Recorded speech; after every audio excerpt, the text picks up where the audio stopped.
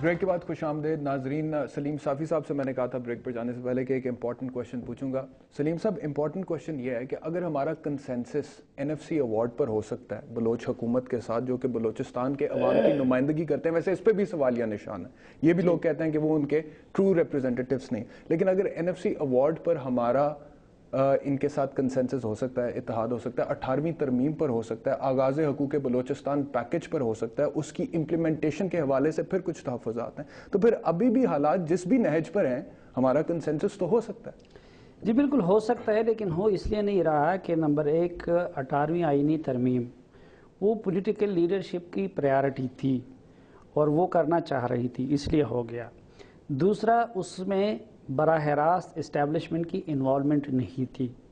اس وقت جو بلوچستان کا مسئلہ ہو یا فاٹا کا مسئلہ ہو یا ہماری خارجہ پالیسی کا جہاں اسٹیبلشمنٹ انوالو رہتی ہے, تو چونکہ موجودہ پولیٹیکل لیڈرشپ باقی لوٹ مار کے لیے یہ چاہتی ہے کہ اس کو مکمل اجازت ملے اور اسٹیبلشمنٹ اس کو ڈسٹرب نہ کرے, تو ایک ان اناؤنسڈ ڈیل انہوں نے کر دی ہے اسٹیبلشمنٹ کے ساتھ کہ بلوچستان فاٹا نیشنل سیکیورٹی اور فارن پالیسی آپ کے سپرد, اور PIA ریلوے اور یہاں پہ لوٹ مار اور ٹرانسفر پوسٹنگ یہ ہمارے سپرد. تو پہلی بات تو یہ ہے کہ وہ وہاں پہ چونکہ اسٹیبلشمنٹ انوالو ہے, انہوں نے ان کے سپرد کر دیا ہے.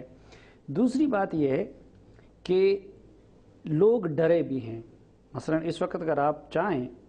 میں کل محمود خان چغزئی صاحب سے میں کہہ رہا تھا ایک مجلس میں کہ جی آپ کے تو والد صاحب کے بھی بڑے قریبی روابط تھے بلوچ نیشنلسٹ لیڈرشپ کے ساتھ, اور آپ کے بھی ہیں, تو آپ پہ شک بھی نہیں کیا جائے گا. اسٹیبلشمنٹ کے ساتھ بھی آپ کی کوئی اتنی قربت نہیں رہی, اور آپ جو ہے اسٹیبلشمنٹ کے بھی خلاف ہیں, تو آپ ان کے درمیان میڈیشن کیوں نہیں کرتے؟ انہوں نے کہا میرا دماغ خراب ہے کہ اس اسٹیبلشمنٹ کی طرف سے میں وہ کر جاؤں, مدعی بن جاؤں, یا تو کیونکہ ماضی میں اتنی بار لوگوں کو ڈسا گیا ہے. اس وقت میں سمجھتا ہوں کہ اعتماد کا فقدان ہے, اعتماد کا بھی فقدان ہے, اور پھر ایک ہسٹری بھی ہے. تو پھر یہ ٹھیک کیسے ہوگا؟ کیسے اعتماد کا اگر فقدان ہے, ایک ہسٹری ہے, بار بار انہوں نے بھی ذکر کیا کہ فوجی آپریشنز ہوتے ہیں, پھر نیچے قسمیں وعدے دے کے بلایا جاتا ہے پہاڑوں سے, پھر دھوکہ دے دیا جاتا ہے. اس وقت حالات انتہائی خراب ہیں, لیکن آپ دیکھیں اس وقت صرف نوجوان لیڈرشپ کی طرف سے آزادی کی بات ہو رہی ہے. بلیدی صاحب کو مجھ سے بہتر پتا ہوگا, لیکن آج سے 20 25 30 سال پہلے ایسا نہیں تھا. نہیں, اس سے بڑھ کے تھا. اچھا, جو سینئر لیڈرشپ تھی, جو خیر بخش مری صاحب تھے, جو عطا اللہ مینگر صاحب تھے, پھر وہاں پہ عوامی نیشنل پارٹی کی جو لیڈرشپ تھی, نیشنل عوامی پارٹی کی اجمل خٹک صاحب, افراسیاب خٹک صاحب, یہ سارے کابل میں بیٹھے ہوئے تھے. میں نے آپ کو کہا نا صافی صاحب کہ ایسا نہیں تھا. میں نے پتا کیوں کہا؟ میں نے اس لیے کہا کیونکہ یہ جن شخصیات کے آپ نے نام لیے نا, خیر بخش مری صاحب اور بزنجو صاحب اور پھر مینگل صاحب اور پھر نواب اکبر بگٹی صاحب, ان لوگوں کے تحفظات تو ہوتے تھے, لیکن پھر بھی اس کے باوجود یہ کہتے تھے کہ ہم اسلام آباد سے اچھے روابط چاہتے ہیں. اس وقت وہ کل کے پختونستان کا مطالبہ کر رہے تھے, جو پختون نیشنلسٹ لیڈرشپ تھی. اگر میں غلط کہہ رہا ہوں تو بلیدی صاحب مجھے کریکٹ کر لیں. اور یہ لوگ جو ہے آزاد بلوچستان کا مطالبہ کر رہے تھے, لیکن جب سنجیدگی کے ساتھ اس وقت وہ سب کچھ معاف کر دیا گیا, ان کو لایا گیا, ان کو پولیٹیکل سیٹ اپ میں ایکوموڈیٹ کر دیا گیا. آج آپ دیکھیں کہ ہماری عوامی نیشنل پارٹی, میں اکثر کہتا ہوں کہ وہ اس وقت نئی مسلم لیگ قاب بن گئی ہے, اتنی زیادہ پاکستانی ہو گئی اور اتنی پرو اسٹیبلشمنٹ ہو گئی. تو پہلی بات یہ کہ ایک ملک کے ساتھ جب انسان وفاداری تب نبھاتا ہے نا, صرف کوئی مٹی کو نہیں چاٹتا, کہ وہاں اس کو عزت ملے, اس کی وہاں کوئی سیر ہو, اس کی جان مال اور عزت کا تحفظ ہو. اب بھی اگر سنجیدہ کوشش کی جائے, سنجیدہ کوشش کیسے کی جا سکتی ہے کہ نمبر 1 پہلی مرتبہ اس وقت دیکھیں جو بلوچستان کی سینئر لیڈرشپ ہے, اس میں مینگل صاحب ہیں, اس میں حاصل بزنجو صاحب ہے, باقی بلیدی صاحب. اس کی طرف میں صافی صاحب یہ بڑا امپورٹنٹ ہوتا ہے کہ وہ چونکہ اسٹیبلشمنٹ کے بارے میں شاکی ہے, نہ کبھی انہوں کو CDS اختیار دیا گیا, اس لیے وہ بلوچ نوجوان کو تسلی دینے کا رسک نہیں لے رہا ہے. دوسری طرف جو ہماری پولیٹیکل لیڈرشپ مین سٹریم کی ہے, زرداری صاحب, نواز شریف صاحب, ان کو اپنی طرف سے یہ یقین نہیں ہے کہ ہمیں ملٹری اسٹیبلشمنٹ کی طرف سے اختیار مل جائے گا, اس لیے وہ ان کے ساتھ کوئی کمٹمنٹ نہیں کر سکتے. تو ضرورت اس وقت کہ پہلے سٹیپ پہ سول ملٹری ٹھیک ٹھاک سنجیدہ مکالمہ ہو بلوچستان کے معاملے پہ,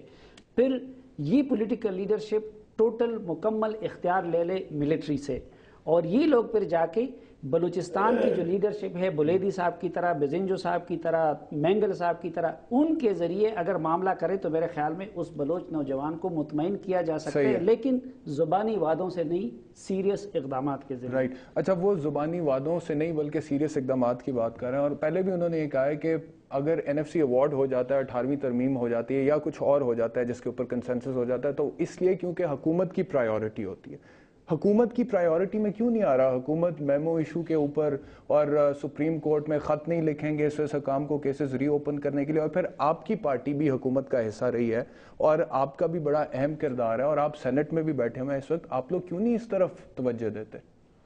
بالکل صاحب نے جو باتیں کی میں اتفاق کرتا ہوں۔ دیکھو میں نے پہلے کہا کہ ہماری پارٹی نے مولانا فضل الرحمان نے کئی دفعہ بلوچستان کے ایشو پر بھی بات کی ہے، وہ ہمارے مولانا شیرانی ہم ہیں، جیسا کہ دیکھو نا، ایک اگر نیتیں صاف ہوں،